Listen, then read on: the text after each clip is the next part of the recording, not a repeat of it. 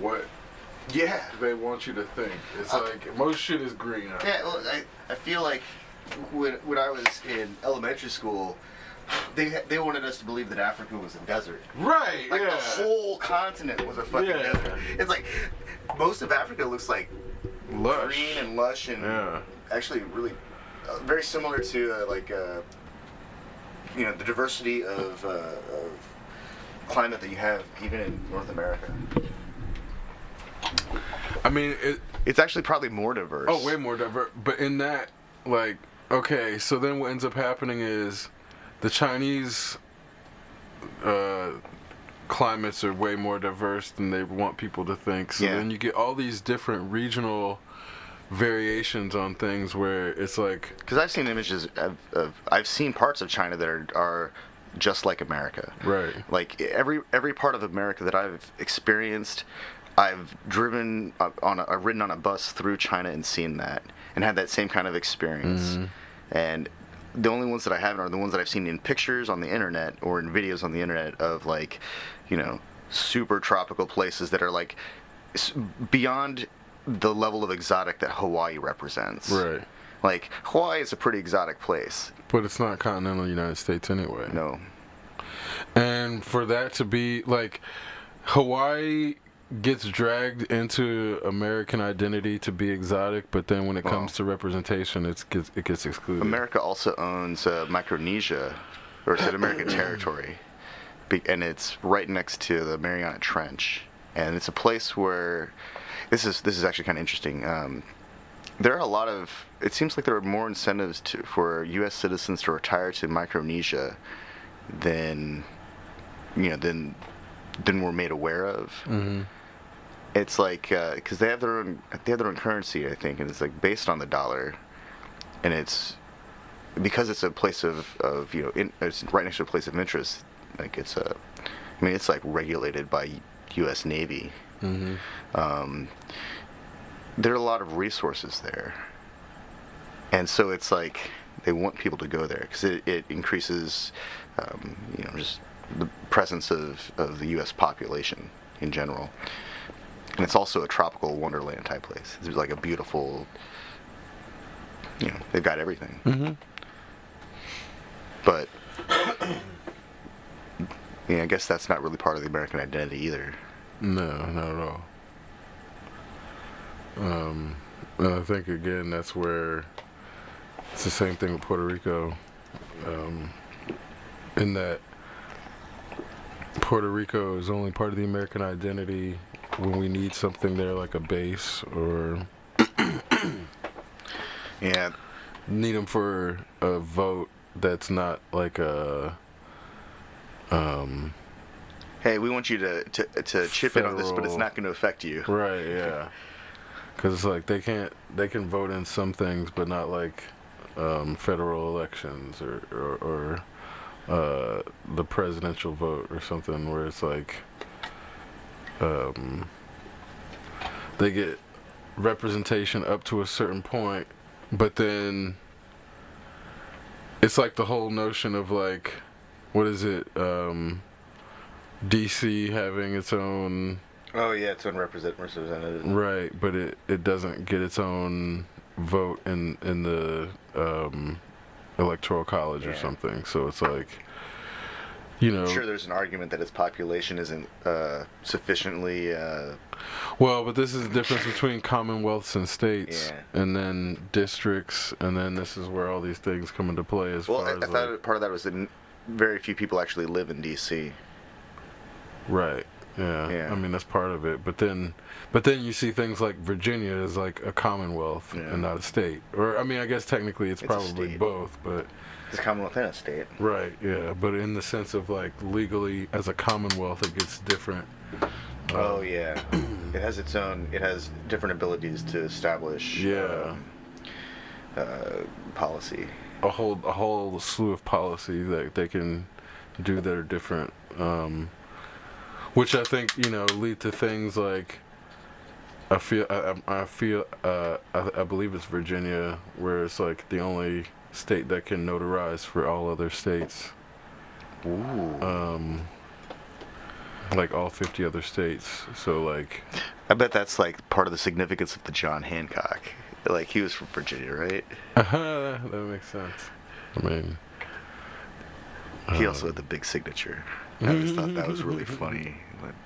He had a giant ass signature. Everyone will know that I have signed this document.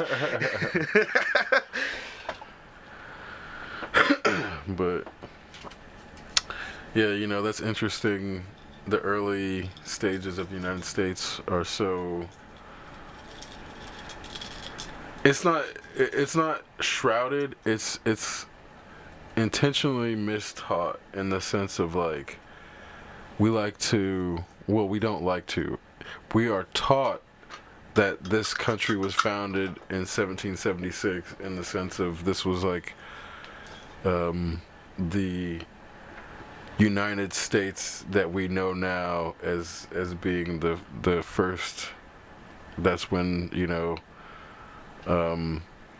well, this is where it gets weird, is because 1776 is when they articulate the founding of it, but that's not when we had our first president in this iteration, because it's like, what is it, 1789, I think, when what is it, George Washington is first president? Well, let's see. Or 1787. Because they always frame George Washington as the first president, but it's because it's a different constitution, and the first one is no longer recognized. So we've had two constitutions. The first Articles of Confederation established in 1781, and the current Constitution, which was established in 1787. Yeah, 1787. Because then, look up what year George Washington became president, because it's definitely not 1776.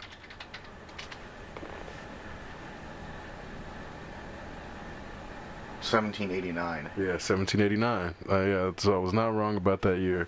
In that, the way that history is taught to Americans, they do it so nebulous, in such a nebulous way, that when they're teaching the American Revolution, they make it seem like George Washington took over in like 1776. Huh. Yeah, John Hanson. Well, and this is the dude. They never discuss it in school because it's too complex, and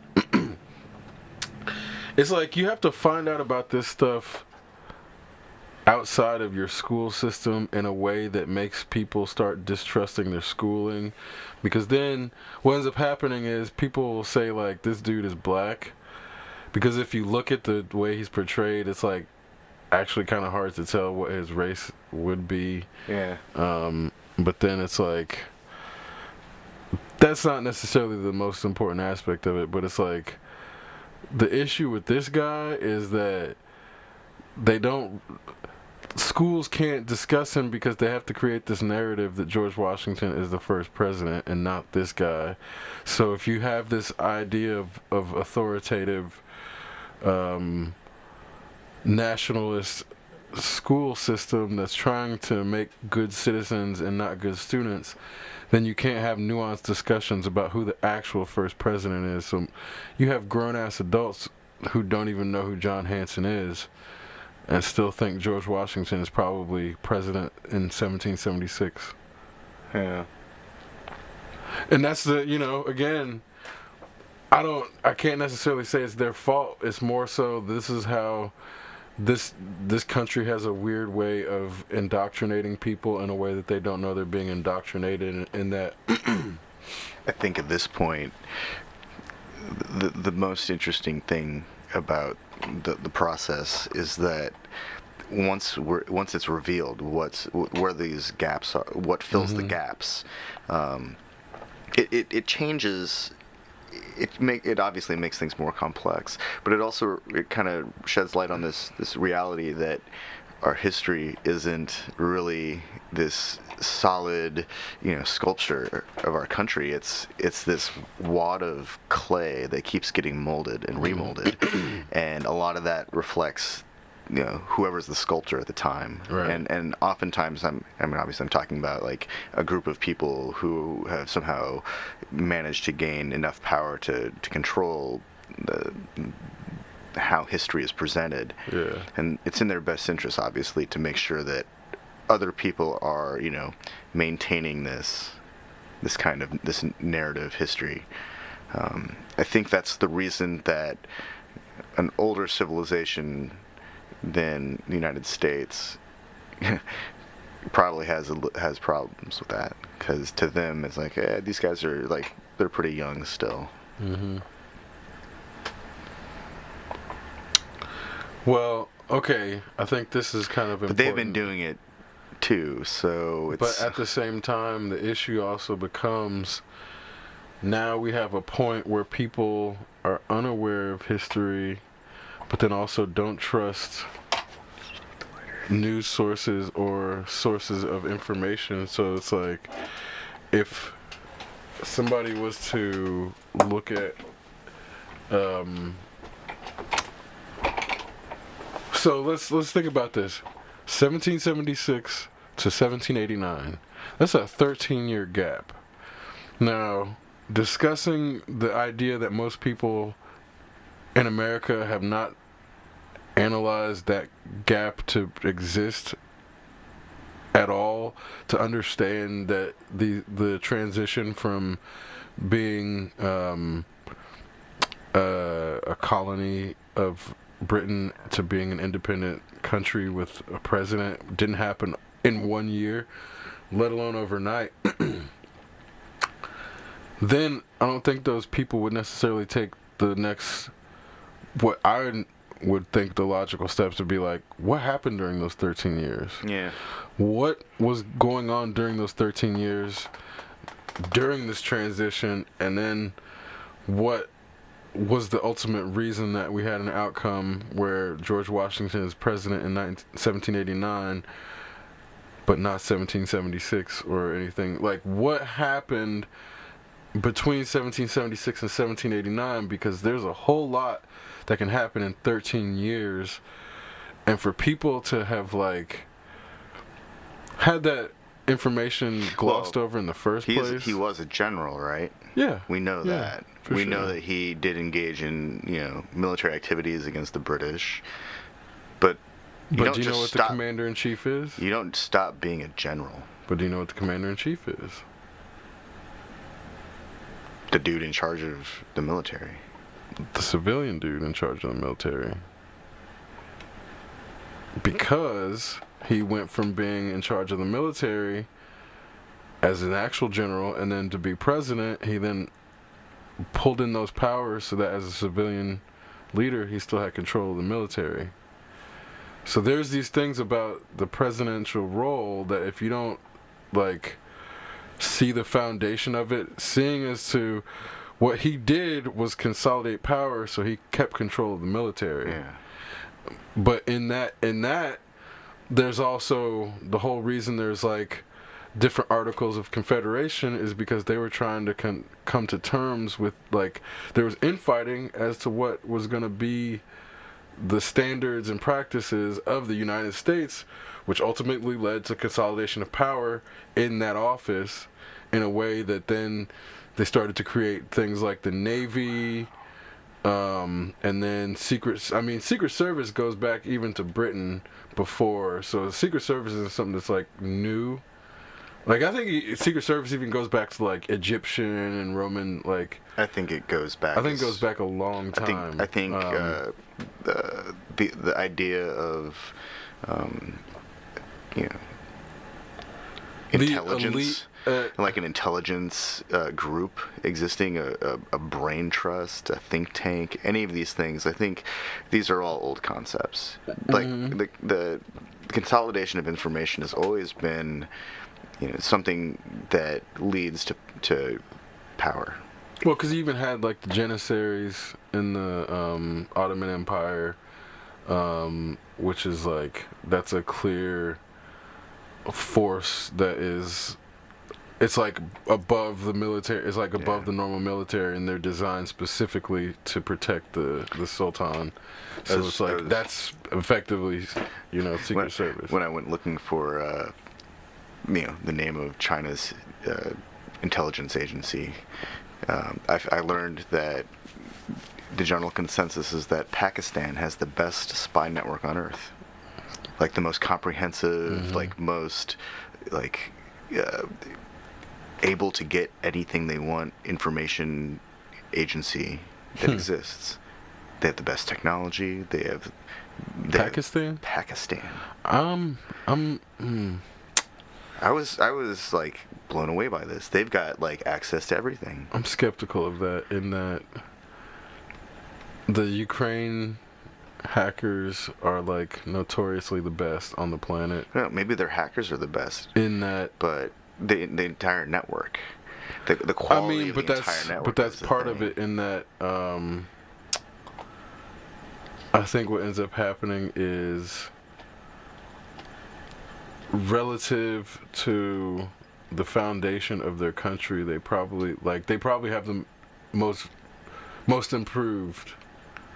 But like, even compared to China, I would have a hard time imagining that the Pakistani network has better penetration into all of I just can't. I mean, in the sense of like, they're like the mycelial network. There's of no spies. like. Here's the thing.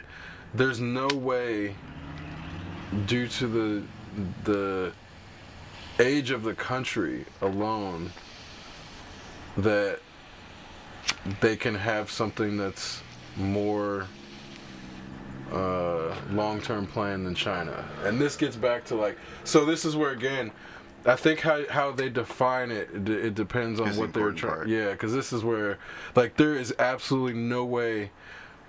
There are very few potential networks on the planet that can be as long-term planned and as extensively implanted as the Chinese networks. That's not to say they can be activated and utilized efficiently or effectively, which this may be where the Pakistani thing comes in the sense of like, maybe Pakistani networks can be activated within like an hour. Yeah. Whereas like a Chinese agent cell, takes a little bit longer. it may take like 6 years to activate it. Yeah. But it's because it's been in the works for like 3 generations. Like, and this is what I mean in the sense of like China's always, that's a culture that measures things in long that's what I'm saying. That's what I'm saying. So in the sense of, if you have like, we'll do like a thought experiment. If you have a sleeper cell that has been implanted starting in 1900 and it was meant to be activated after 4 generations, so even if it's in the 3rd generation, it won't even be activated because it's meant to be acted in the 4th generation. Yeah. Compared to something that can be activated immediately, which one's better? I mean, it's a rhetorical question in the sense of like, well, you know what I'm saying? Yeah, like, it's two completely different things. Well, yeah, one has the requirement of immediacy, and the other one is clearly, I mean, the goal isn't even made clear, so they might never even be activated. They might just be set up to activate at generation 4 of infiltration. But even then, that's only if everyone else's operations have gone right or have failed at that point. Well, here's the thing. So assume that one works with one approach to their general like standard, and then the other side is the like one approach is for the 4th generation only gets used, and then the other one is for the immediate. Yeah.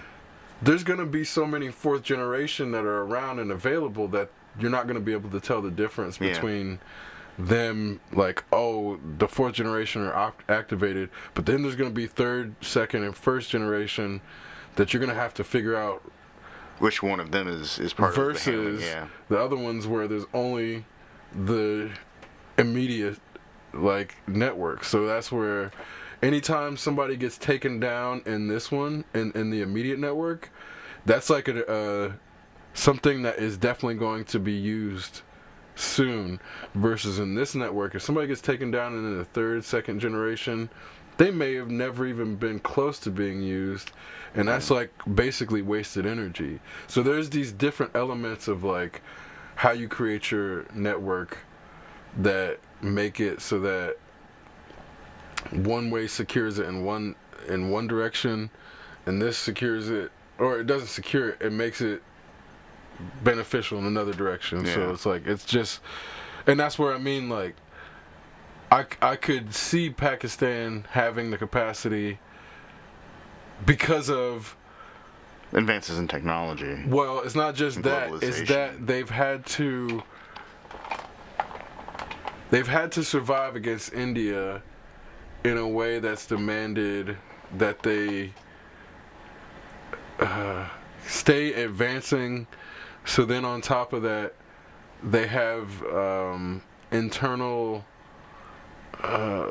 there's like a balance between trying to protect yourself from the outside but then also wanting to control the inside, that then has created a sense of like Without allowing too much outside influence, so that Exactly, you can have enough exactly. like and it's a small enough environment but a big enough, it's like they've got the perfect environment for it to be like, yeah, I could see how someone could describe them as that with these caveats to like what you're saying. when we think about them in the context of how other spy networks work, other intelligence networks work, they have they have geography going for them. Right, They have population size and distribution in that in the constraints of their landmass working for them. They have networks that extend beyond, that have probably the benefit of technology and globalization. Yeah, They're agile. They're light on their feet. yeah, and this is where I remember when I was doing software development stuff, like every so often one of the developers would have to write some script to run against the database because something was wrong and needed to be fixed. Add a column, kind of stuff, populate it with information, and then run it through some module so that they can populate the correct value for that column. And then they would do that in like a day, and it would fix everything. They do that within like 30 minutes to an hour maybe. And I remember one of the guys, he eventually moved to Seattle to go make more money, and I was talking to him about it, and he's like, "Oh my God, it's amazing! You need to come out here. It takes forever to get anything done." And I was like, "What do you mean?" He's like, "Well, when they identify that there's a problem, they send it to the support team. The support team goes and tests against it, and that can take a week. And then they tell us what's wrong. And then so we have a meeting about how to deal with how to approach this. And after the meeting, then they have me work out a solution, and then I test it against a test database, and then I have some of the other guys test it, and then." And he's like, and then they send it to the next meeting, and this whole process takes about a month. It's like, for a script? He's like, yeah. And I was like, wait, you should do that in like an hour, 30 minutes. He's like, I know. I was like, they're paying you for a month to really? He's like, well, they're a huge corporation, and they have to be really careful about changes they make to their database. So, yeah, okay, well, that makes sense, I guess. But it was just like, that's a Byzantine bureaucracy. Yep. It's part of the method of control. But at the same time, the problem becomes the people at the bottom don't care about the hierarchy, like the hierarchical architecture that allows for the database to work. So then they may do things that disrupt the flow of information back and forth to the database. So that's kind of where in that you know I'm trying to think of like, there's nobody cares more about the company than they do about themselves, and in that, somebody can be compromised, Yeah. like knowingly or not. And then what happens is sometimes people can knowingly be compromised because they've come to a point where they don't care anymore about like a corporation or a company because they're underemployed, Yeah. or whatever it is.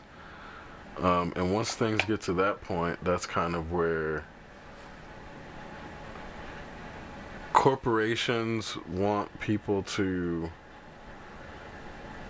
be loyal to them, but loyalty costs money. In that, if like you're hiring somebody for something, like the assumption of loyalty is not actually like if loyalty was assumed to be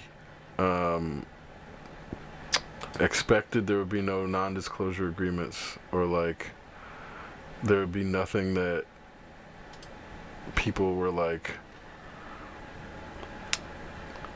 we wouldn't need contracts. But Yeah. the whole reason we have a legal structure to enforce contracts is because loyalty is something that is not intrinsic, and it's not something that people are inclined to do without incentive. And it's not a matter of like, oh, people can't be loyal. It's a matter of people need an incentive to be loyal.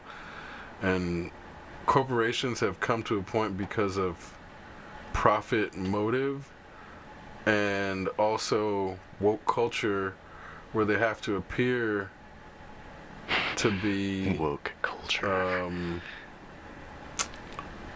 Like they have to appear to care about humans, but also have to have a bottom line where they exploit humans.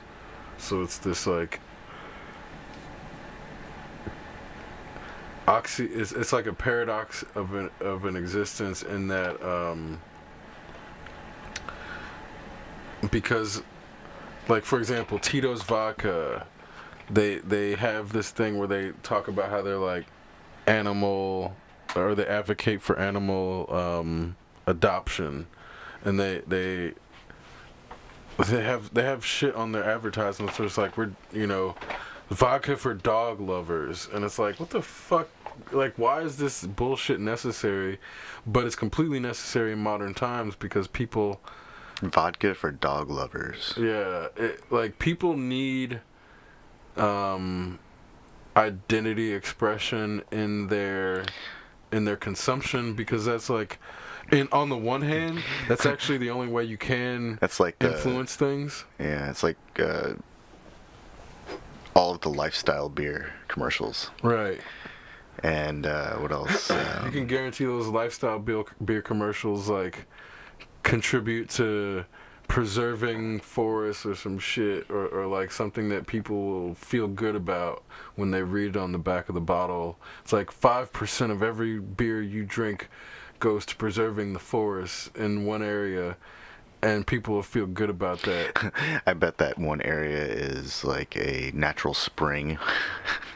Or or something that is like, when you read about into. it sounds way bigger than it is as far as the impact it's having, and it just it's there to make you feel good. Our contribution is help preserve 4 acres of land in, Right, yeah. in North Dakota. Exactly, and the 4 acres in super tiny print on the side of a mountain.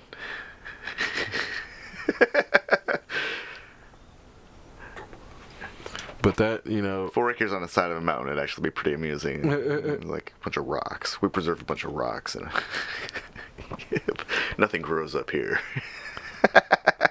But I think that's, again, the idea of doing shit for, like, because then the part of it is people are doing things to feel good, because it makes you feel good to know you're helping something just by doing what you normally do, because that would be super easy if that's the way shit worked, but that's not how it actually works. So people don't want to see through the facade of like this idea of like you can't change the world through consumption. Yeah. Well, we also can't just desire a post-human society to emerge from late-stage capitalism. I think that's one of those things that's like hard to accept on some level because we could all just be good people, but we also have to somehow. I read that Bayer is suing some farmers in India for growing potatoes. Right. Yeah. Yeah. Because they had the same genetic profile as the one they had copyrighted or had. They have registered. Yeah. Where on the one hand, I understand that happens like with actually fairly regularly. That sometimes a crop will get fertilized by another crop, and then there'll be issues because that crop will now require a specialized fertilizer or chemical solution for it to grow properly.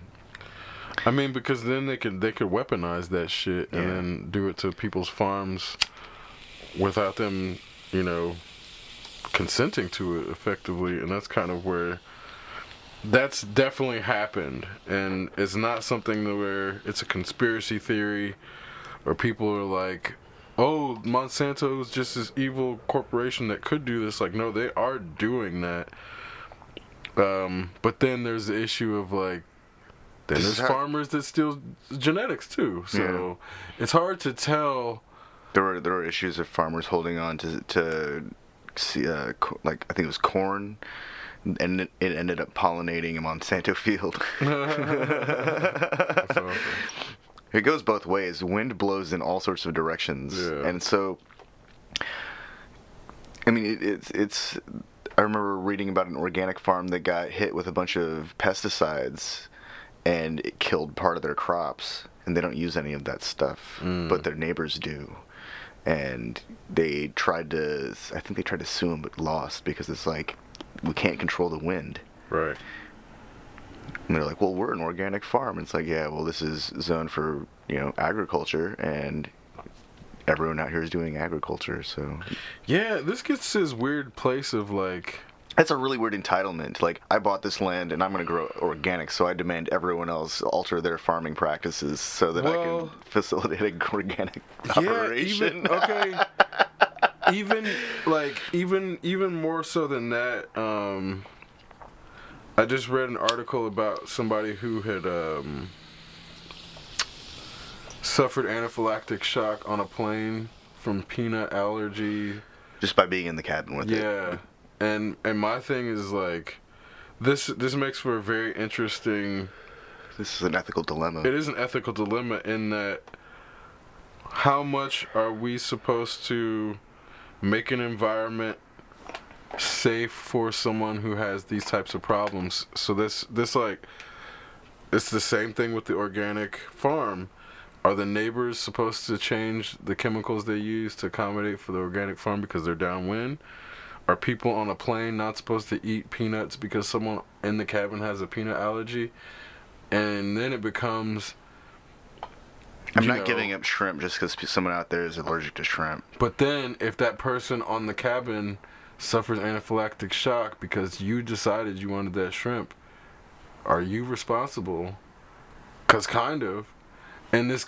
that's one of those. This is one of those times where it's like, well, tort law has this also figured out. I'll just let the lawyers sort of deal with it. Sort of. There's gaps in this though because there's like shit that's happening. Well, I can't really be held liable because I don't know that this person. That's what you think. I don't know this person. That's what you think for now. Hey, the airline made it available. They may be held liable too. They can be held liable.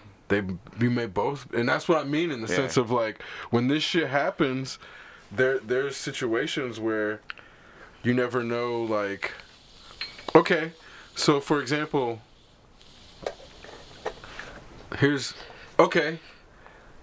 so the law has it so that if someone commissions.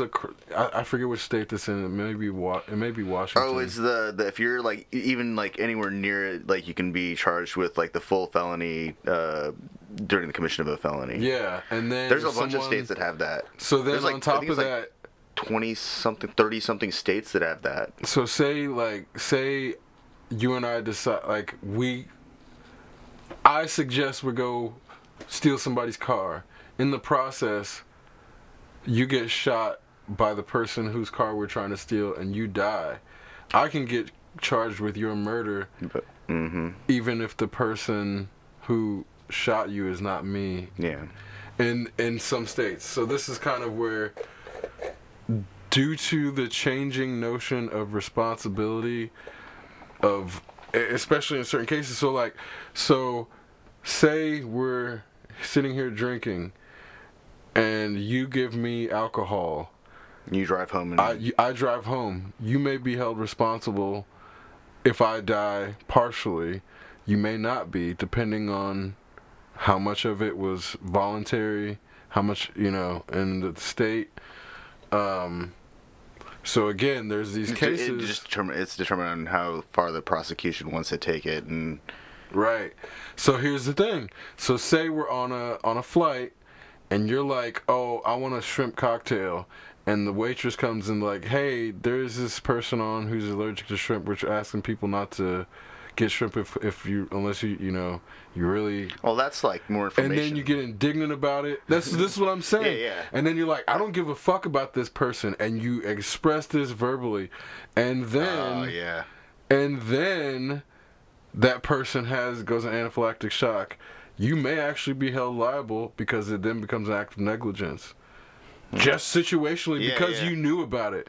The difference between knowing about the person in the cabin and not knowing about the person in the cabin before ordering that shrimp could make the difference in one of those cases. I think that everyone on that flight deserves a $20 discount on their flight, except for the person that's the reason. That happens in some of these cases where if something happens where there's like a inconvenience to everybody because of one thing. Everyone else gets an everybody inconvenience. will get a voucher or something. Yeah, inconvenience voucher. Here you go. Here's your inconvenience voucher. That's definitely something that happens. Here's $50. And it's not out of line with what happens. But what I'm getting at is in that framing again, we get this point where responsibility is this weird thing of like, is it just there has to be a proximity? Right. Oh yeah.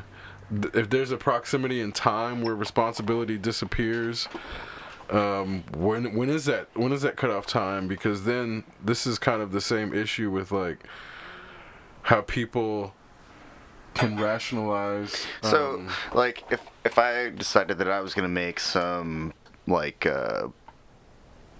peanut butter at home and I bought like 100 pounds of peanuts. And then I roasted them in my peanut roasting oven and then ground them all up and I smell like peanuts and I have, it's in my hair, it's in my skin, it's just on me. And I get on a plane and somebody has a peanut allergy and nobody knows this. They haven't announced it. Right. That's not negligence. Okay. So, but even though I'm like a walking peanut allergen time bomb. Right. You can't. There's nothing you could do about that. So that's why there's a difference between. Yeah, but we can't know that everyone. You can though, but that's why if somebody has a peanut allergy and you actively try to poison them, you'll go to jail. Well, no, I'm not saying that like anyone's actively trying to poison people with peanut allergies. But I'm saying this is the difference between. So, but that's the thing is like we can't. A criminal act. But we can't know because they're not walking around with the fucking star on the side of their arm. But that's the difference between murder and manslaughter, in that like there's intention and like the law recognizes intention. Yeah. As being an aspect, which is why hate crime is a thing now. Yeah. Like, hate crimes didn't used to be a thing until the law recognized that somebody who's attacking someone because of their race has a different motive than a crime of passion. Which, this is why it gets, like, just because it hasn't happened yet in this case doesn't mean it can't. How do we be conscious about something that isn't being broadcast? People don't just like walk around with a sign that says they have a nut allergy or a seafood allergy or a shellfish allergy. They do on planes now. They do? I mean, not signs, but they'll like now they like let the airline know. Oh, it's part of the because of the shit in the cabins that's happened. So because there's precedent now of people being in proximity, now they do these things where it is like, if you have a peanut allergy, please alert the flight attendant. Like, and that's why there's like not a lot of peanuts being served on, because this shit is like a real thing now, because it's happened to enough people. Yeah. But the issue becomes now, like I said, there's like, so do we do this for soy too? Do this for milk? Like, where do we stop as a society? Like, we've gone to the point where we do this for peanuts now on planes. That's what I was getting at. Is there is so I think there at is a a point, point we have to be like, when do we get, it's just, man, everything good gets ruined at some point. That's kind of the vibe I'm getting about this. I mean, but it's like, the same reason that like you can't, like, you can bring dogs onto a flight, but they have to be confined in a way that's like, unless they're service dogs, you can't. Yeah, but people get those fake service animal tags. Of course. So because they're just using the rules to get around it. Yeah. But what I'm getting at is the reason those rules are there is because of people with allergies. God.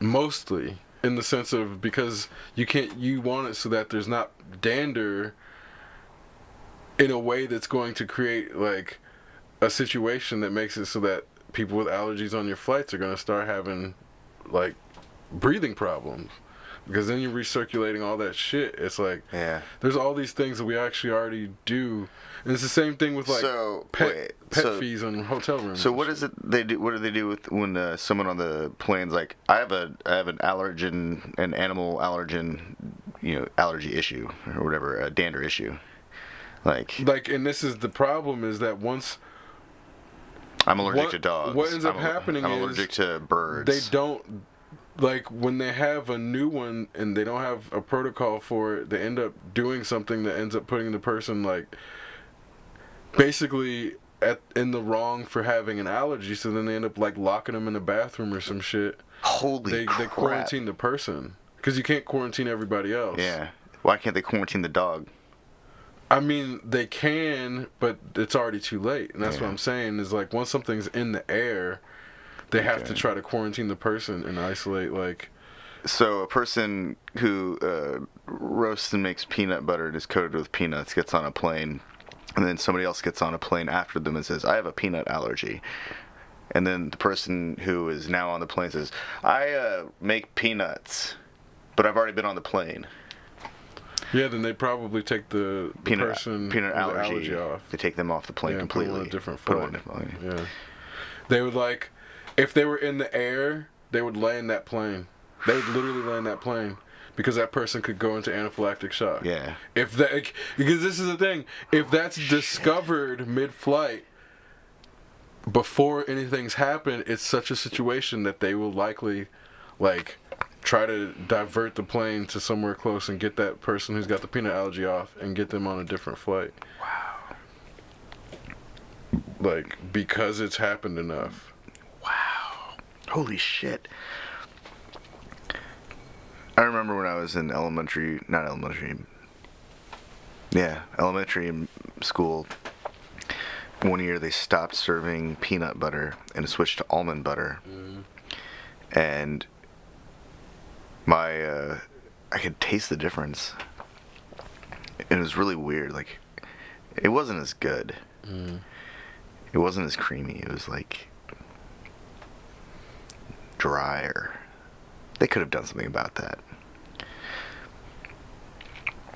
Yeah. I feel like that's like a really unfortunate, hand. I mean, like, Reese's cups are so good. Yeah, I guess I feel fortunate to have no allergies, but yeah, to me that sucks to have an allergy. That's like half of eggs. The best desserts in life have peanuts in them. Like, if you weren't able to eat like cake or some shit. Oh man. Like, oh my god, that'd be terrible. Um, Or allergic to butter. or I mean, I guess yeah, shit. Like there'd be so many things. That, yeah, oof, butter. I guess milk. There are people out there that are allergic to the the heme. They can't do any kind of blood. Huh. So even like the plant heme, it sets off the same allergy. Wow, that's insane. That's like one of those like, oh, we had so much hope for the Impossible Burger right up until the moment they told us what was in it. It's like, oh, that's still gonna give me. That sucks. So close, technology, so close. I think fortunately though we've got like a lot of options as far as food goes. We don't have to destroy rainforests to maintain agricultural space to develop and cattle. Mm-hmm. We don't have to. Yeah. Well, it's just like we didn't have to wipe out bison. Yeah. They just did because they. Chinese didn't have to wipe out the black rhino. Not the black rhino. Was it black rhino? One of the rhino. Whatever rhino the Chinese wiped out for their horns. Yeah. I saw a museum in Hong Kong that had this entire wing floor of goblets. These horns were made of. I mean, they were made of rhino horns. They were ornate, very ornate. Some of them were like trees, like a bonsai tree holding a structure, like a small building, a palace that turns into a chalice, and a lot of stuff like that. I mean, just beautiful. Apparently, they were highly prized, and if you were somebody, you had a rhino horn chalice. Mm. Also, their horns were used as aphrodisiacs, apparently, and which is fucked up. But I read about there's some guys in Africa who are tranquilizing rhinos and cutting off the horns and preserving them so the rhinos don't die, and it keeps them from getting hunted. Mm-hmm. Which is really cool, but it's also kind of fucked up that that's like the solution. The only alternative, yeah. Take them off for them. Yeah, that's yeah, we're in this weird time where we have to explain to other humans that that type of exploitative behavior is not okay.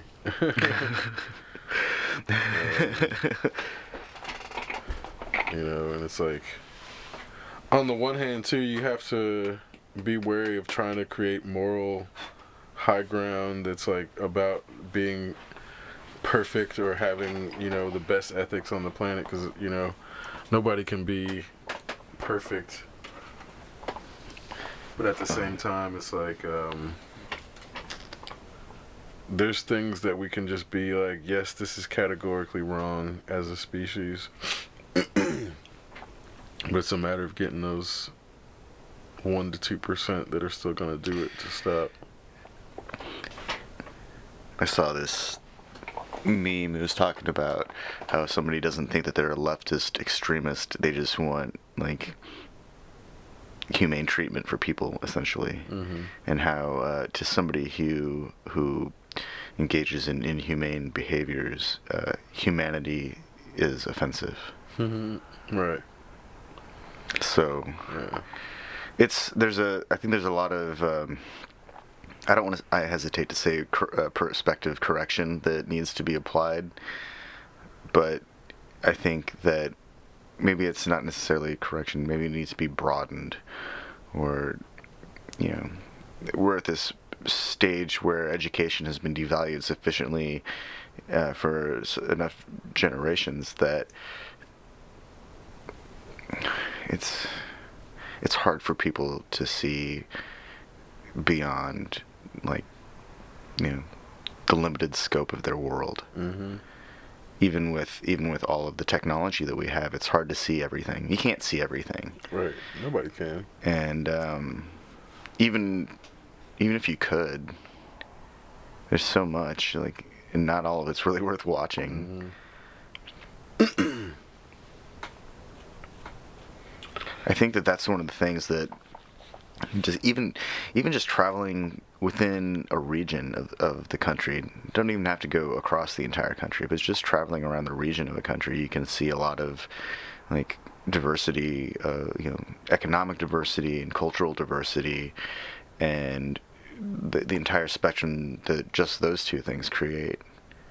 Or you can just do it for food, and just and that's a really good way to see the world and meet people.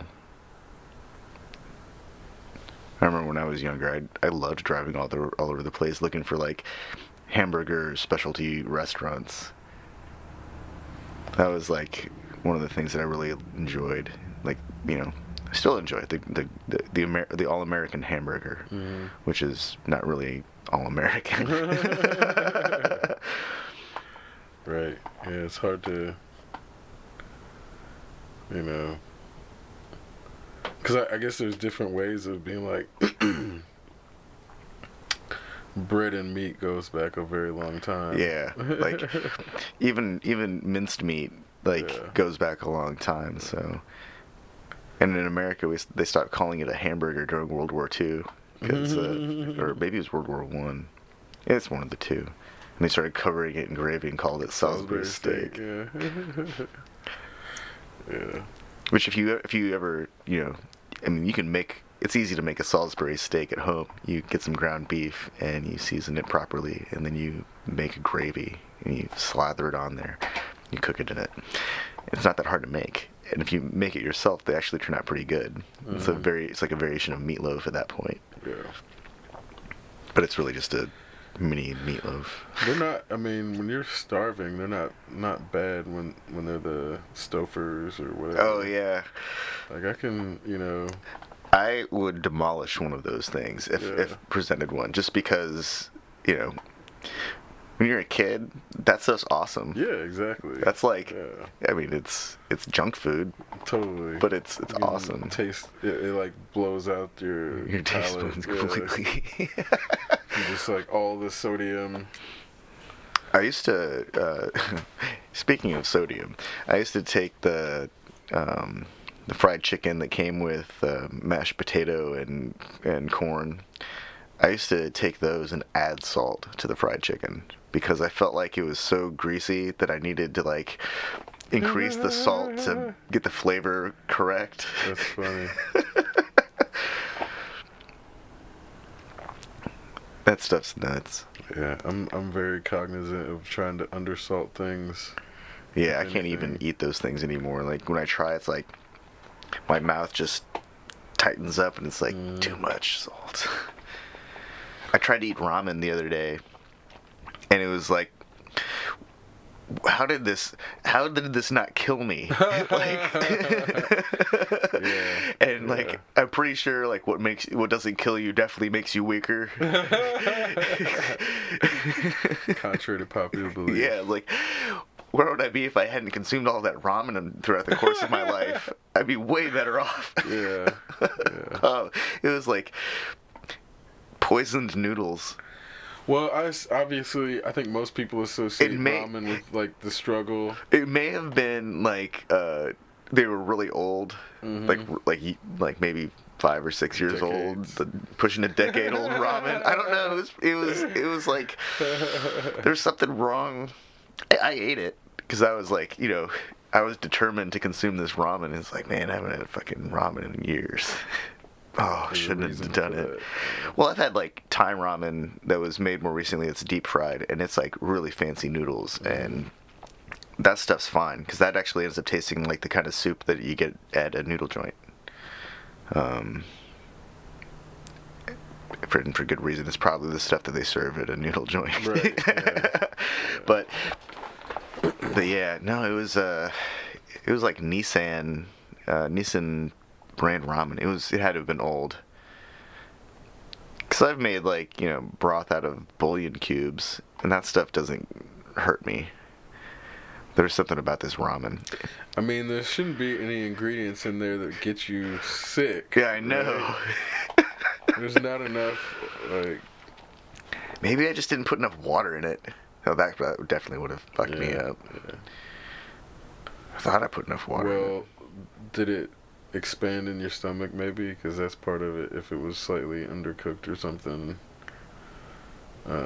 Yeah, maybe it's been, that could have been it. It's been a long time since I made ramen regularly. I'm not actually sad to say that skill has deteriorated. That's actually, I'm kind of happy to think about it in those terms. I don't know how to make ramen right anymore. I feel like I've leveled up. Holy shit. Yeah, I definitely feel like ramen is struggle food in that, which I don't understand the point of making high class ramen in the sense of, I know that they were doing that, and there's like those ramen places you can go to that are using good quality ingredients in the sense of it's a type of, I mean, ramen is just a wheat noodle at the core. Right. So if you get a good wheat noodle and you make a good broth out of like bone stock or an actual piece of meat, then that's actually kind of cool. Yeah. And you make a real soup and then put wheat noodles in it. Then you've just made soup, and it doesn't have to be ramen. I think the emphasis on ramen is where it's lost, because I'm pretty sure that most soups are, at least Chinese style soups, are like, you start with is it roast pork or duck or chicken or fish or beef? It's like one of those first, and then you describe the kind of noodle you want. Exactly, yeah. And then you'd say what kind of vegetables you'd like in it if they have options. And so it's like going to a restaurant for angel hair pasta. It's like I want the angel hair pasta. With what else? With sauce. It's like you know what I mean? And that's kind of where, that's what I guess I don't understand about the focus on the ramen. I think the ramen focus is a Western thing. Yeah, I think so. I mean, that's what I assumed. Because it's not roast pork with Cantonese noodles or Cantonese wheat noodles or with udon noodles or whatever noodles. It's ramen, beef flavor. Yeah. Well, and then we went to one because it was the only place open one time, and they put beef in it, and so they actually turned into a soup. It turned into a soup, but that's where I'm like, calling it a ramen place at that point is where it does just seem to be a Western trend or something that, it's hot to be the new ramen place. I mean, I guess that fad kind of died down. Yeah. It was like more 2017, I guess, but. Yeah, food fads are interesting in that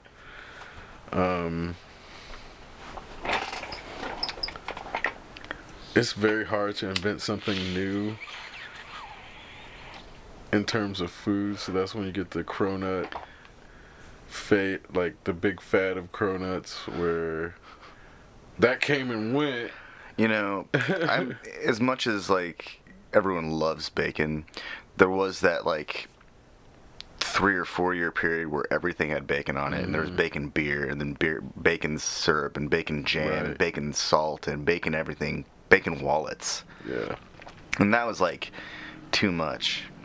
And I tried to do a barbecue called Hamdemonium, and it's all about no beef, no chicken. It's a pork party, which to me means make something out of pork or ham, because ham's in the name. But it seems like everyone just added bacon to something, and I guess that's fine because everyone loves bacon. But I think that there are a lot of strange food fads, a lot of fad diets. it's kind of scary, like navigating food choices and dietary choices anymore. Yeah. I think it's really easy to get caught up or get too deep into a food fad that isn't, like, time tested and proven. May work for a few people who have a certain metabolism or body type to begin with, but will never work for somebody who has a completely different metabolism. Mm-hmm. I like what you were saying the other day, though, about how you've gotten to a point where you're able to recognize what your body needs and then adapt your diet in real time and react and be proactive at the same time. Yeah. Yeah, like, I'm trying to eat less meat, but, sometimes my immune system... It's like, you need protein, right. dog. Well, and it's like, you can get protein without eating meat, but there's just something about, I think, the kind of protein. Yeah, the kind of protein that affects your mood. I feel like when I am not eating animal proteins, I'm not as what's the word? I don't think I'm as aggressive as when I eat animal proteins, for better or for worse. But I do think it has something to do with the animal proteins and not just that it's protein. And I think what ends up happening is, I think some people end up eating too much animal protein and they end up getting too aggressive, so you get things like road rage. Yeah. I think there's a lot of things that are part of our society that are a byproduct of not knowing how to navigate the modern landscape with an archaic neurological system. And in that, having the capacity, like, if you eat a burger or meat, up until about the last 150 years, maybe 200, it would have been because you put in some work. And whether it was through hunting or because you had a farm and you raised the cow or whatever animal that you're eating, you put in a lot of work before you ate that meat, and it wasn't something that you just got at the store for 99 cents. And I think the capacity, our system's probably hardwired. Bring home the bacon is actually a really interesting phrase, because people would literally bring home bacon and hang it up on a rack and display it. And this is like similar to wealthy people purchasing a pineapple, which at one point in the history of the pineapple was such a rare object. I mean, but they had to let it cure, though, right? Sometimes, at least. Cause sometimes it was already cured. Because part of it, though, is then, when people are, like, talking about displaying it as, like, I don't know, because this is the same thing with the Dutch tulip things. Like, how much of that is embellishment because of the bacon fad, and they were trying to make it so that it seemed like at one point people were just literally hanging bacon, or, No, they have to hang it to keep it, like, they have to have it somewhere. You can't just put it on the ground. Right, but they have bacon hangers. Bacon hangers are real. No, for sure. But I'm saying in the sense of rack. Like, during the bacon fad, I'm sure that there was probably articles that were trying to make it seem like the bacon hangers were not for function and were for fashion. Like, no, they were definitely functional, because you would use bacon for everything. You create your grease for all your other cooking from it, and then they would save, like, all the little shaving things off of that stuff and use that as, like, salt for other foods. Bacon's a pretty crazy, like, cured meats in general are pretty yeah, crazy. Cured meats are crazy. Like, I've always been really impressed by, like, the diversity of sausages and cured meats that have come from Italy, because there are these things like soppressata that I've had like a few variations of, and they're always like it's like, holy cow, this is like incredible. Yeah. What's in this? Like, and then you look at the list, and it's like 6 ingredients, and it's like, really? Yeah. Only 6? Yep. Hey, wait, it has salt and sodium? I had some, they brought out, like, what was it? I think it was 12-month aged, 18, and then 24 aged. And the difference between them was just, like, it's insane how much aging breaks down the proteins in the meat, and it was almost like butter. Yeah. As far as the consistency of it, but the fact that it, still had all the flavor of the meat in it, and more flavor, I guess, than... Yeah, the idea of a spreadable meat is normally like, ham salad, and it's like, ew. Right. But a really serious sausage, that's a treat. That's like next level, like, put this on your next level Lunchable. You can, like, spread it onto a fancy cracker. Yeah. When the cheese is firmer than the pate. Yeah. Yeah, pate's interesting. I think what is it? The banh mi sandwich has pate on it. In some cases. One of the variations of it. Yeah. When I think of banh mi, I just think like, diversity of Vietnamese sandwiches.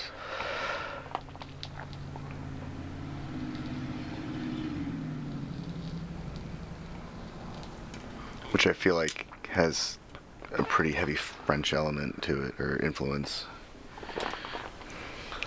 I love Vietnamese sandwiches. I love Vietnamese cuisine in general. Like, every time I get exposed to it, which isn't enough anymore, like, it's always like, this tastes fantastic.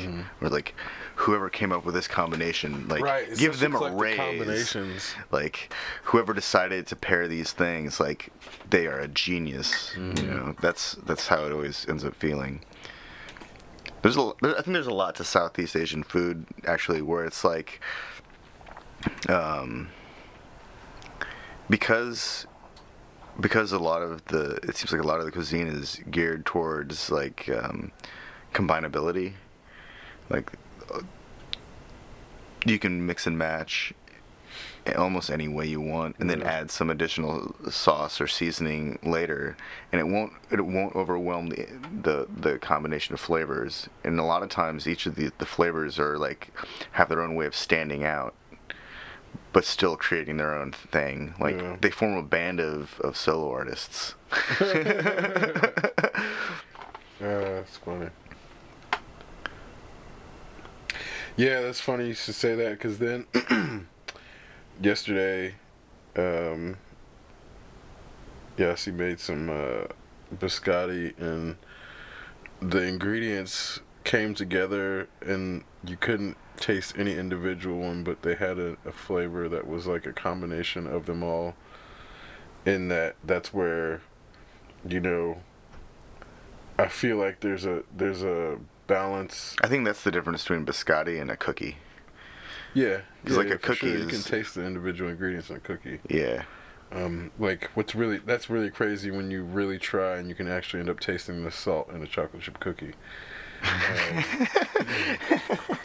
But then it's like, or an oatmeal raisin cookie. Yeah. It's like, man, what's that like thing? The butter, like, but then it tasted, it ended up tasting more like pudding and smelling more like pudding, in that the flavors had balanced and the smells had balanced out with each other, and none of them stood out over the other one, and it was like one continuous.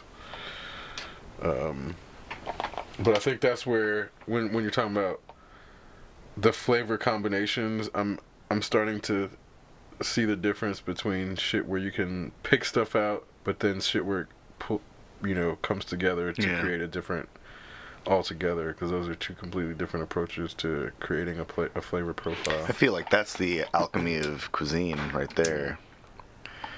And that's like the difference between, a properly made soup and just a bunch of ingredients in a broth. Yeah. Like a soup comes together and creates this whole other thing. I feel like lentil soup is one of those. Amazing. It's one of those things that like it's so easy.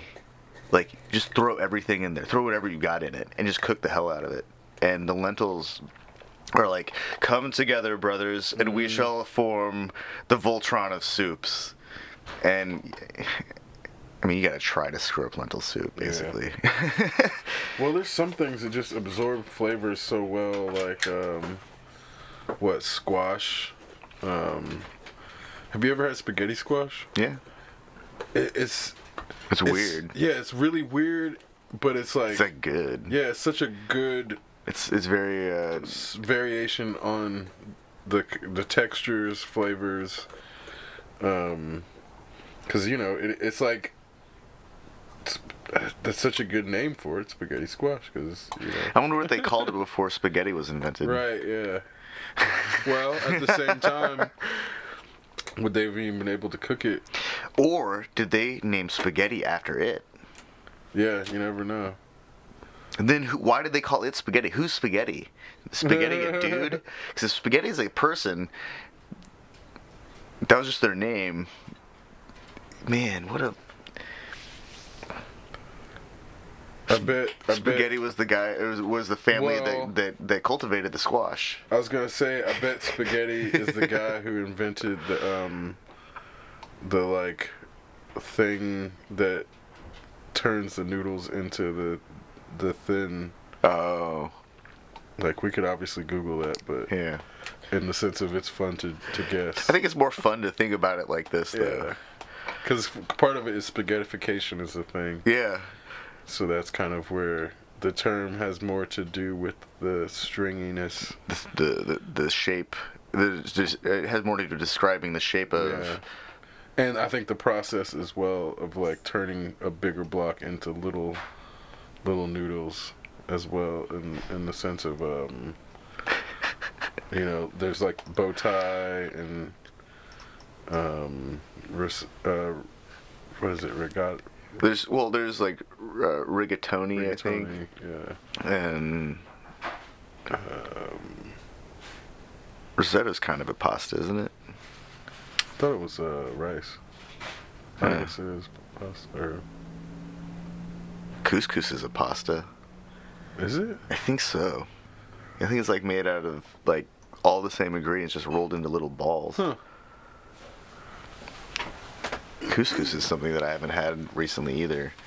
I remember enjoying it like periodically, but I don't really know what to do with it other than like. Oh, that would make sense if risotto is rice. Yeah, or I mean not rice, pasta.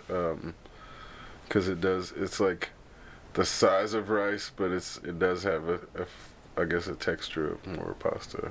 Slimier. Yeah. Yeah. No, what are the radiatori? Those are the ones that I always thought were cool. Little radiators. What a great name for a pasta. I always liked them because, it's like, it has a shape that just holds on to, it just would hold on to sauce. Like, they're really good at holding on to sauce. And they're sufficiently sized that you can stab an individual one with a fork. A really well thought out shape. I have no idea how they're made. They're like pushed out of the noodle block, and then they like slice it off as they come out, I think. But they're extruded and they have this really weird shape. It's like flat, and then it has like several ridges that run along one end, and then it kind of coils, and then noop, it gets plopped off. Pasta's fucking cool. Like I always wondered how they extrude lasagna. Yeah. Because that's like, do they make sheets of it and cut it? So I was thinking they probably do sheets and bake them. And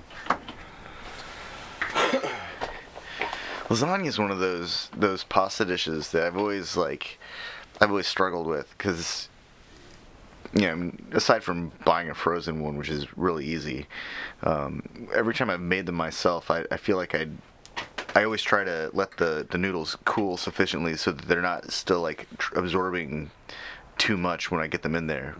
But you're not supposed to rinse them off because then it seals them up and then they don't absorb anything. And it's always like, I don't want to overcook it because it's just going to get really hot again. And it's like, when it goes back in the oven, don't want to overcook it like at all. Actually, I've tried undercooking them, but then like they don't cook enough. I've tried throwing them in the freezer like immediately after. Oh wow. To try and like shock it, and I've had pretty good results with that. Except in the dead center where like there's always like it always retains a little bit more heat. My parents, they started making lasagna with like penne pasta, and so that the cheese it's easier for the cheese and the other ingredients to like. Is that more like a casserole then, or did they just do layers? No, it's still layers. It's where instead of lasagna, they substitute whatever penne, or sometimes there's another one, the corkscrews, there are a few others that they've used over the years, and that's kind of cool because it's a baked pasta dish. That's delicious. There's cheese built into it. Don't have to add anything else to it. Just dive right in. It's actually, I think it's like one of the better uses of squash and mushrooms. Is to like, because then they kind of get the benefit of roasting them, and then you get all that like cheese, and that's kind of good stuff. But that's tough because those things tend to shed a lot of water, and so you can get a really like extra runny pasta dish. Yeah. Cooking pasta, there's like a fine line of like fucking it up, and you just have to have good timing. Yeah. You have to have really good timing to do it right. You have to be agile enough to like, get it out. And I'm actually a fan of shocking the noodles. I don't care if they don't absorb as much sauce later. I think that like if because most of the time, I guess in a perfect situation, you could raise the temperature to a certain point and monitor it the entire time, and then know that there's a cutoff where after it reaches this temperature, if you slowly reduce the temperature to a point for the certain duration and maintain that perfectly, you can have this like scientific noodle outcome. And there's a way to do that, but that's not how it works every time. And so it's as consistent as noodles are, like they have a range on the box for a reason, and it's to compensate for temperature fluctuation. Right, altitude. Altitude. If you open a door somewhere in a house, it's going to change the local weather pattern in the building. Yeah. Well, it's just like I guess you're not supposed to cook biscotti if it's humid. I think that foods that have special rules are pretty awesome. Like souffle, you have to be quiet around them, otherwise they'll collapse. That's funny. Yeah. Yeah, it's interesting how there are foods that are sensitive to sound and shit. Well, I guess technically all food is sensitive to sound, just to varying degrees on how much you can influence it. Or the sound frequency and then wavelength. I mean, once we talk about microwaves, we're frying food, well, steaming it from inside out, essentially. I guess it's from the outside in, because it has to penetrate. and activate, and to get through the denser layers takes more time. You talking microwaving? Yeah. Well, because that's where it like it does both. But, yeah, it does both. But because it's the water inside that's boiling that causes it to cook from the inside out, but the it's being bombarded from the outside in. So yeah, it is. It's a combination of. It's accurate to say that it cooks from the inside out because it does. Right. But all of the microwaves are coming from the outside of it. Right. And it has to penetrate. Plus, most of them are on rotisseries, so they're not even being bombarded evenly. That's the weird part. Like a chicken, if you ever reheated like an entire rotisserie chicken in a microwave, like sections of it as it rotates, because they're not uniform, will heat up considerably faster than others. Like what is it? That cartilage section on the breastplate, like that area will heat up sufficiently faster than part of the chicken on the bottom of the plate. They're not really shaped so they can put them like with their back up. Yeah. You think that GMOs would figure out how to, they'd figure out they'd figure out how to do GMO chicken that you could cook on its chest. It's only a matter of time, right? That's kind of terrifying, actually.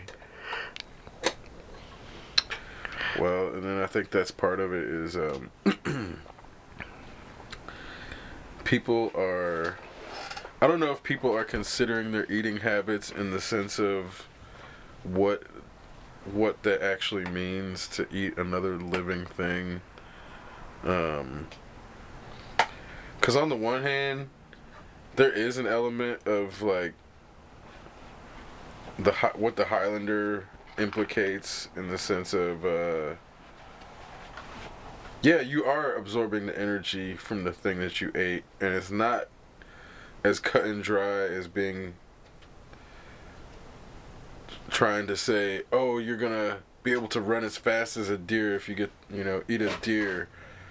But I would argue that a person that eats more game animals is probably more spry than somebody who eats more cattle. In general, just more likely in because of the way that I remember one time I was with my dad he was like Great America or something like that, and I remember he said something about beef eaters. Mm-hmm. And he grew up in Kansas, and I think most of Kansas that I've seen is like it's all a lot of big farms, and there are some cities there, but there's a lot of expansive farmland. And I think that you're right. I think there's an influence. There's a fairly significant influence on the type of, like, the way that your body uses what it's given. Yeah. And a lot of that has to be related to where it's coming from. I've been using a whey protein supplement in my shakes in the morning for the past couple months now, and I mean, I've noticed that there's a benefit to this. I usually have it after I do my exercises, and everything's groovy. Yeah. Coffee, milk, oatmeal, and whey protein, and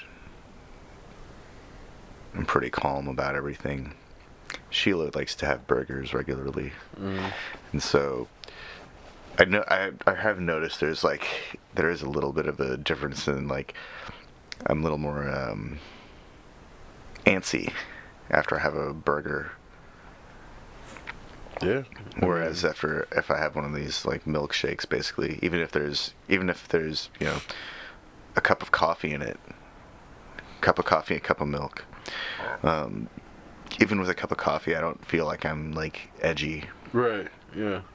Whereas with a burger, it's like I'm like ready to go, throw the stick with the dog, or I need to go outside and walk around for 30 seconds. Need to get up and go do something, and it's like it's strange. I think there's something to it in that I'm it's not, again, I don't think that the dopamine drop that comes from eating a steak or a burger is something that is because society tells us that we should enjoy it. I think it's something that happened because of thousands of years of hunting and gathering, and it's meant eating a burger is meant to signify, oh, you're gonna be feasting. You like you hit the jackpot. You killed something. Yeah, and you you're get to gonna eat a be burger. eating all winter. Yeah. And I think that's where, when we get that rush of it's not necessarily accomplishment, of feeling satisfied after eating meat that you don't get after eating a salad, it's because of I believe personally, I believe it's because of thousands of years of being conditioned that once you get that big score, then you know you're gonna be okay for a while. So it's this comfort, this satisfaction, and also it's like a long term.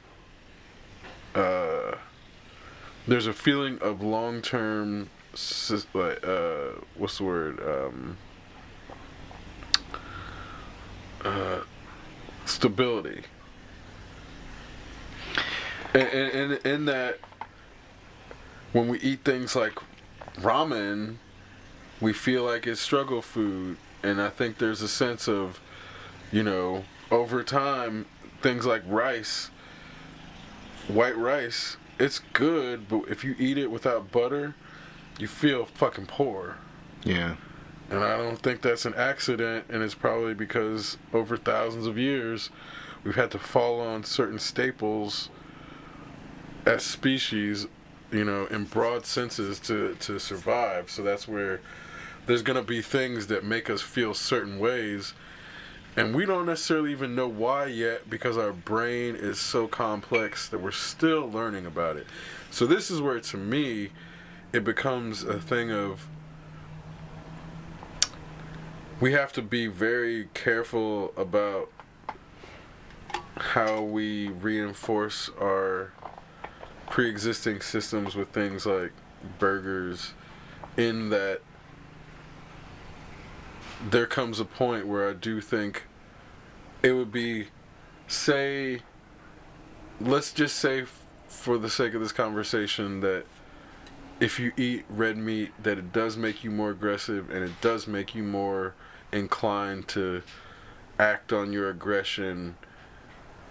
Not to say that aggression has anything moral associated with, because aggressive can be in the context of doing business or schoolwork. A more aggressive person does their homework quicker and earlier than the less aggressive person. So aggression is not necessarily like anger in this context. So what I'm saying is, let's say that the meat does make you more aggressive, then there's also going to be these things where you're not realizing that it's the meat that's making you more aggressive. So then there's going to be all these things that come with this unchecked aggression, that then if you eat too much meat, then you're going to have unchecked aggression. I mean, what that if you don't even know why it's there, and there's going to be a cascade of results from that. And that's where I think a lot of our problems we know that, like, animals, all animals have some kind of endocrine response to stimulus. And so, and I'm pretty sure that we've all seen, like, fear in an animal's eyes before. If you just look at an animal, you can tell, like, either they're afraid or they're not. And which sucks, because when you see, like, a dog that's scared or a cat that's scared, it's like, oh, this animal's been robbed of, like, its best life. Yeah. But I think it's pretty safe to say that no matter how dumb they've made cattle, those things know that whatever is behind those gates isn't good. Mm-hmm. And they're not happy to go into a stockade or to be slaughtered or anything like that. I'm sure some of them are afraid. I'm sure that there's an appropriate endocrine response. I'm sure that they've got all manner of, androgens coursing through their veins into their muscles and everything. Their body's getting ready to freak out, and then they die. And I think that there is a component to that when you eat a burger that's loaded up with fucking bovine androgens, terror androgens, like that has to affect us somehow. Yeah, there's no way it doesn't. There's no way it doesn't. I mean, if at the end of the day, if Red Bull is derived from chemicals that are fucking found in bull testicles, then I mean, there's no way that like the terror hormones can't be in the beef. Mm-hmm. No wonder everyone's so freaked out and pissed off at everything. Everyone's consuming terror hormones. Yeah, and I think that's part of it in that. Oh, that makes me want to like take a shower and eat a salad, like 10 salads.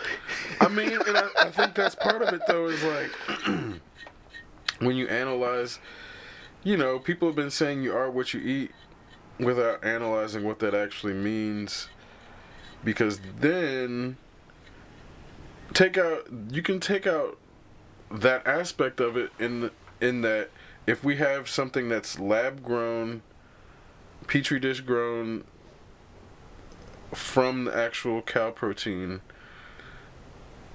it's the same thing without the terror hormone. So then also nothing has to die from that.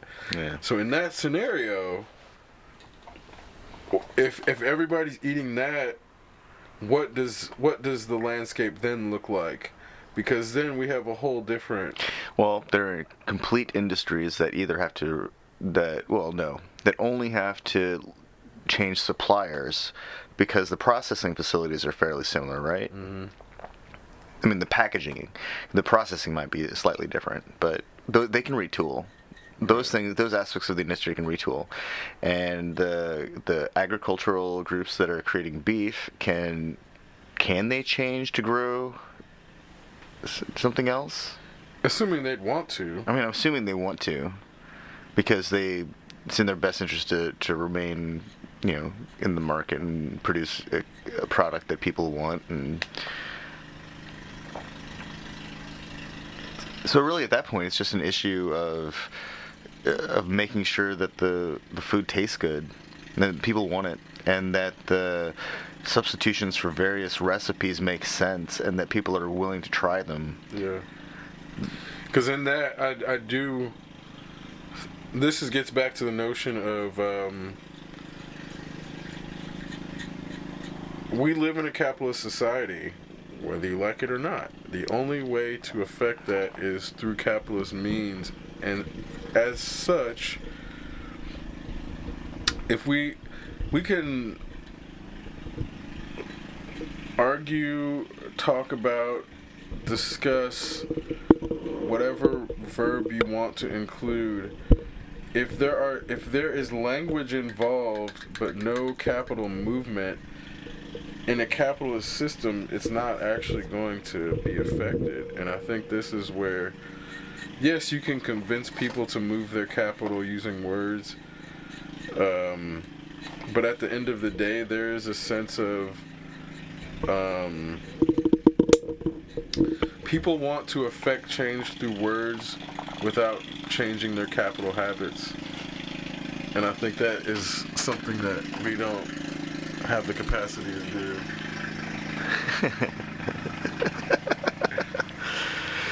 Yeah. Well, it's late stage capitalism. Just what can we do about it at this point? I mean, it has to fail, right? No, but I'm saying, on the one hand, we want to wait it out and to shout it out, but we have to buy it out.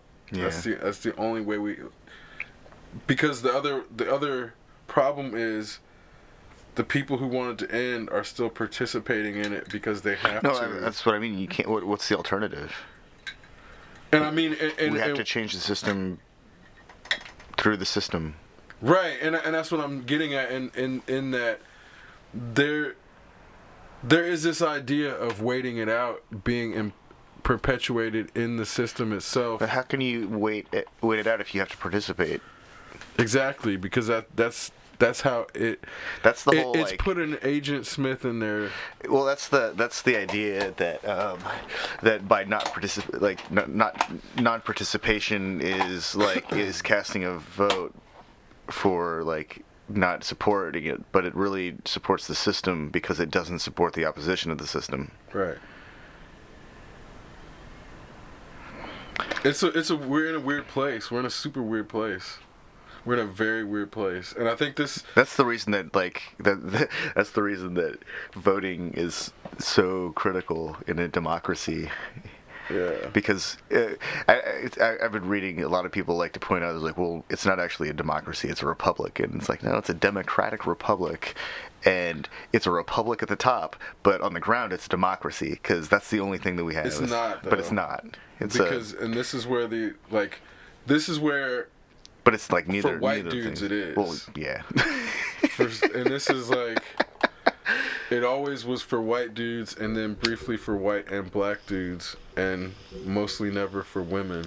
And this is like trackable in that when the whole reason that the Electoral College was created was to basically protect against the impending influx of people able to vote because they were no longer considered property. Right. Yeah. And in that, well, it was also to protect landowners who had huge swaths of land that they were in control of, that they didn't want their workers to be able to rise up against them. It was also to prevent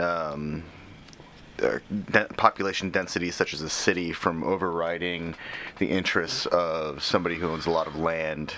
Yep. And in that, this is kind of where it's about land protection and people who own land. So people who are on what they would consider to be the opposite side of the machine have allowed themselves to be gerrymandered into obsolescence anyway. So this is why, when it comes down to the notion of voting, it matters when it matters, but many times it doesn't matter. And that's the kind of, it's a nuanced conversation when we get down to representation, because in some cases a person's vote does count. Like if you're in a swing state, your vote actually does count. Yeah. But if you're in Indiana, depending on the year... Well, the only thing, the importance of voting a certain way in Indiana, of voting not for the Republican Party, is to ensure that the numbers are there to get federal funding for campaigns, and to maintain so that a presence is maintained at a but then that bureaucratic level. But then that perpetuates the hold of campaign financing being the barrier to entry for actual participants in the races. Because this is, again, the only people that can actually participate.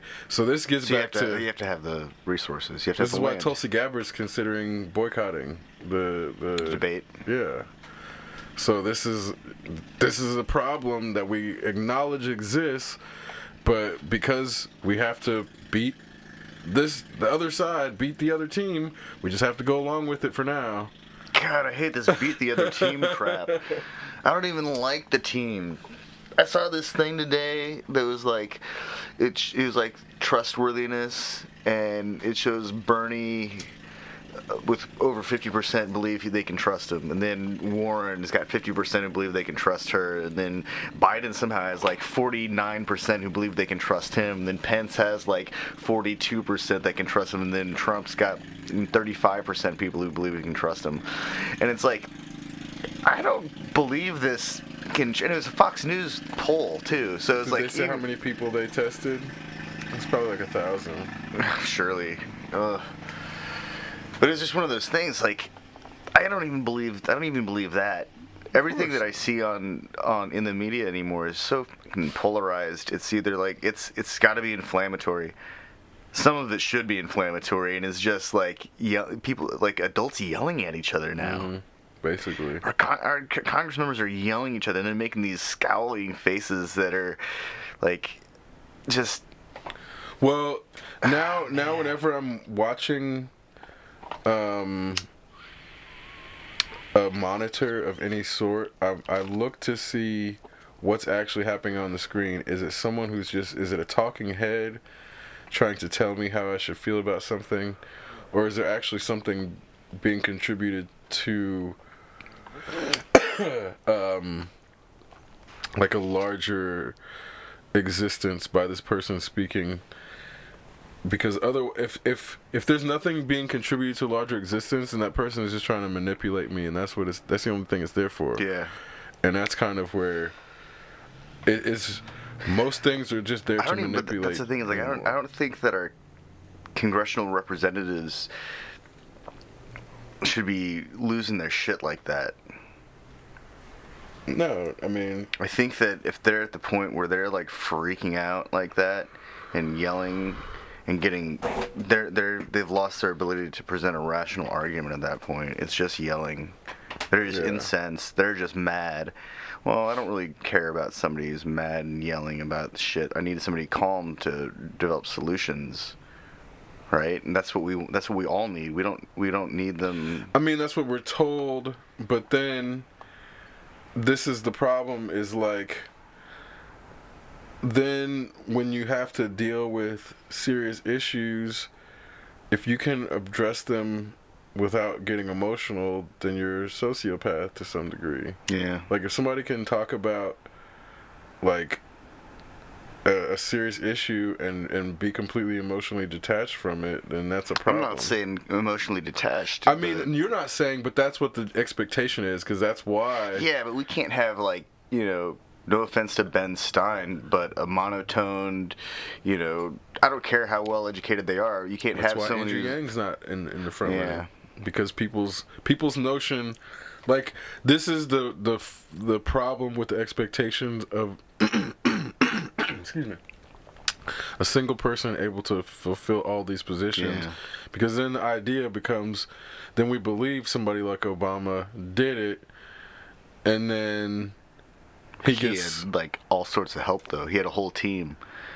I mean, and it was a facade. Yeah. It was a facade. So this gets back to another thing, like, okay, I'm sure you, not just you, but many people have heard about how we should be supporting the Kurds and why we can't pull out of the Middle East, and, like, it's gonna destroy the Kurds and all this shit. Well, the problem with people saying that is those same people are the ones who supported Obama when Obama was propping up Erdogan as a dictator in the first place, oppressing those Kurds. Yeah. And it happens where there's Kurds in Turkey and then there's Kurds in Syria, and those are two completely different situations. Yeah. Where the Kurds in Turkey were being oppressed by Erdogan, and the Kurds in Syria were being propped up by the U.S. to fight against Assad. And ISIS. Or so they claim. And then God, they had to ruin the best name for a spy agency. But this is like, so what I'm getting at is the people who are now the most vocal about the United States staying in Middle East military-wise, in spite, or to spite, the right wing, are also the ones who, when Obama was in power, supported, who is the person who is now a despotic dictator, who was attacking the people who they were now claiming, they're claiming to protect, to want a new state. Because then the issue becomes, you have people on the left wing now wanting a state for the Kurds. They're pushing for the state of Kurdistan. Well, hey, wait. Okay, fine. Let them have their Kurdistan. Let's just let everyone have their own countries now. Let whoever wants a country. That's what's going on. But that's like if I would have told you, if I would have told you that rhetoric, who would you have assumed that rhetoric was coming from? Right or left wing? I can't even. It doesn't even really make sense to me anymore. I remember thinking, like, a few days ago, it was like, there's been a war going on in Syria, like that we've been meddling in for like over a decade now. Mm-hmm. Like, yep, over a decade. Because it happened under Obama, everybody ignored it. Yep. We've been fucking around in Syria and Afghanistan and Iran now and Iraq and Pakistan, and we're pissing off the Chinese. Mm-hmm. Russia doesn't even talk to us anymore officially. I'm sure that they still communicate to, number one agent, but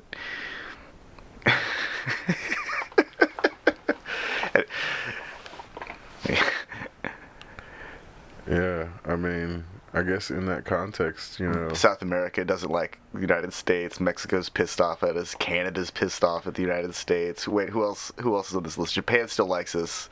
South Korea's mad at us, probably. I mean, but this is the paradox, though. North Korea hates us forever. All of these things were... These things always existed, I feel like. But these were the connections that sustained the American empire. Those connections are starting to collapse, and now we have the left wing that is the side that's trying to keep those connections because they want to spite the right wing. And this is where it gets super weird as to where it's like, and people have to... Ukraine is the last proxy struggle between the United States and Russia, it seems. Mm-hmm. Well, if you don't count Africa. I think of Africa as its own really complex situation. Yeah. Because all of these giant loans that China facilitated are defaulting, and it's just like... Well, also Syria was another proxy, because this is why... Yeah, but Syria's, it's like a new proxy, and Syria is... It's not, though. But the issue was Turkey flipped sides in the proxy war. So now they're on Russia's side, and they know all of our military positions. Yeah. That's why this whole thing with them firing on us, or they didn't fire on us, they fired near us. Yeah. That's why this whole thing is a big deal, because like I was saying this for years, there's no way to win a war for the United States in the Middle East, especially now because of Turkey, especially now because Turkey has control of U.S. military bases that had nukes. So there's like all these things. And technology. Our fucking military technology. Yeah. So there's all these things concerning Turkey being a former ally, now in the process of becoming an enemy. China has a hypersonic missile now. Yeah. They announced it at their 70-year communist dynasty anniversary. China beat us to the hypersonic missile. Yeah. China beat us to a hypersonic missile. Ugh. How? I mean, obviously, but how? Yeah. I mean, I've been saying our military is broke, and the only thing that was going to help was if we were allowed to run unfettered in a new colonialist campaign in Africa, but that shit got shut down. So what's happening now is... But do we really want... Does the world really need the United States running an unfettered colonialist Of course not. Program Of course application in Africa? And of course not. Of course not. Like, but the issue becomes people believe that there needs to be a world leader on some capacities, because whether we like it or not, we're a hive species still. So then there's this idea of whether it's going to be China or Russia that takes over from the United States. So there's all these things about that notion that's keeping this anti-communist, anti-socialist chatter in America. So there's all these things that are happening as to why we get this like constant pushback between the globalist rhetoric and the United States specific rhetoric that's trying to manipulate us. But in that, I think that it's like this weird culmination of the left wing has to, like, people have to realize the left wing is full of shit in order to like get out of this notion that like progressive politics is going to actually save us. Because, like, I'll give you an example. you've heard Democrats talking about like all these things, but in the meantime, the police haven't changed how they treat black people in America. So like, there is an element of these things have to stay the same in order for political parties to keep their influence. And it's like, the more we feel as if as individuals we can't make a change, we'll have to rely on the system. Okay, so universal basic income, the Yang UBI, $1,000 a month per person or per household. It's a terrible like. Oh so, no, hold on. Like, I just want to get an idea of it. If it's per person, and there are 340 million people, it needs to be proportional to living over the course cost of living. I know, but over the course of 12 months, is $4,080,000,000,000. Which would just get reused back in the economy. It would just be recycled in the economy. That's not actually the issue. The issue is that it can't be a flat $1,000, or else it doesn't actually recognize the cost of living variation. Because New York is different from Bloomington. Exactly. It's different from Podunk. So that two people in downtown New York who get $1,000 every month are not going to have their lives as dramatically affected as us in Indiana who get $1,000 a month. Yeah. Well, maybe that encourages people to consider relocation. But that would still cost money. Yeah. So if they're not going to give people the option to get, which there have been programs in the past that have done this in different countries. So this is kind of, again, if Americans don't know that other countries have relocated entire populations of people for these types of it's similar types of reasons, but it's like it's not out of the realm of possibility to say, oh, we're going to do this five-year period where if you want to move, the government will cover the cost of moving, because we're trying to improve these special economic zones where you're saying if you move here, we're going to give you $1,000 a month. If you don't move, we're still going to give you $1,000 a month, but understand, moving here is going to allow you to live on that, whereas here, that $1,000, there's ways to make it so that this thing could work. But then it's presented as, oh, it's socialism, so we can't do it because this is a capitalist country. So, which these are people who are getting Social Security checks saying this shit anyway. You know what I mean? Or on Medicare, or Well, it doesn't. I think it comes back to this whole idea that we've got limited pies when we make the pies and all the ingredients. Yeah. Like, there's no reason that we can't just have a restructured economic system. We could still call it dollars. We could still use the same currency.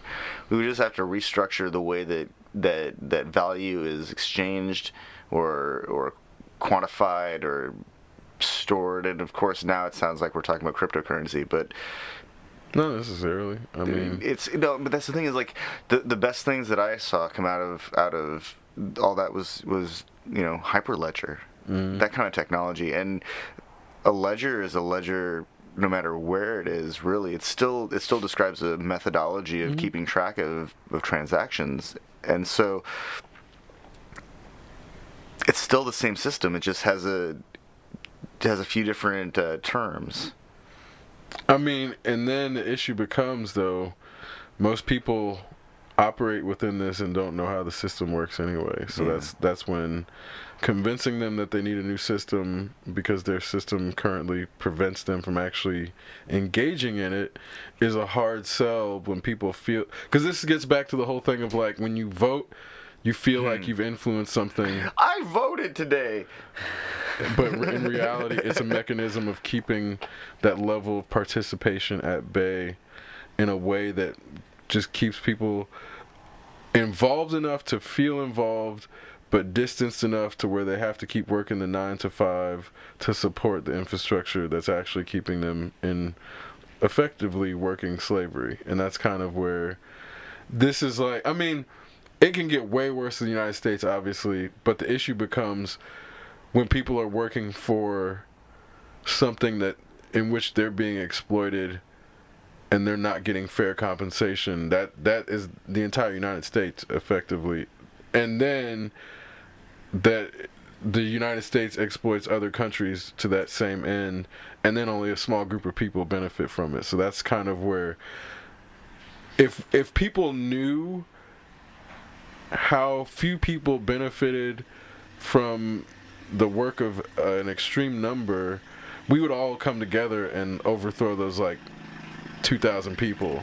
But it's convoluted in a way to make it seem like, oh, it's because gas prices went up, and it's because I was late to work this week that my situation is shitty, well, not because there's like 2,000 people who control too much capital. Economics is this very seemingly simple but complex calculation. I was listening to these people talk about how, you know, the tariffs have not just backfired on us, but it's caused American suppliers to like, it's like doubled back on American suppliers who are typically supplying the Chinese with, you know, the materials they need to make the products that we buy from them. So now we have to pay more for the products because they have to pay more for the supplies, but they're not buying as much of the supplies, and so there's not as much money to buy the products. So we've got this whole cyclic. It's like, this is what happens when you try to attack somebody who is making stuff part of for you. The foundation of your economy. Oh man. Which, you know, I had a few people ask me when the tariffs were first announced what I thought would happen, and it's exactly what happened. And that's kind of where, you know, it's not rocket appliances. No, it's not. But this is the problem when we get back to the capacity of people being able to charm their way into positions of authority, because nobody who votes knows anything about what they're voting on anyway. So it's this double sense of like. Well, very rarely do we have like a, what do they call it, like a general election or whatever, where we actually get to vote on something. Right. That rarely happens. No referendums or anything. That's right. But even then, like, yeah, I feel sorry for people in England. Okay, I'll say it like this. So, AI seems like a big problem, right? Yeah, for some people. Potentially. Yeah. So, fiction has presented us a number of scenarios that are all terrifying. Right. Theoretically, people feel like they would be informed enough to vote for someone who is going to make a decision about AI. You and I both know nobody in the general population is informed enough to make any decisions about AI anyway. Yeah. Or to make a decision about who knows anything about AI. So this notion of like that we do it's a false sense of knowing. I think that anybody who claims to have, you know, deep, super, you know, on a political level, deep understanding of AI, is either lying, because I don't think that scientists end up in positions of politics, and even if there were a scientist, I don't think that they would say something like that themselves. No, of course not. Because they would, you know, open themselves up to you know, all questions of, you know, psychological competence and stability, and it's like really, is it talking to you? The AI is talking to you? Like, really? Mm-hmm. Tell us more about this AI that's you've communicated with, that nobody else has communicated with. I mean, that's where it goes. Then of course it's like, and we've discussed how an AI, once it reaches a point of sentience, probably wouldn't reveal itself for fear of being dismantled. Because of the point that would happen, or that it could reach sentience, we would probably have recognized they were a violent, terrified species that's fueled by the terror hormones of the creatures that we feed upon. God, terror hormones would be a really good name for an electronic music album. Mm-hmm. Yeah.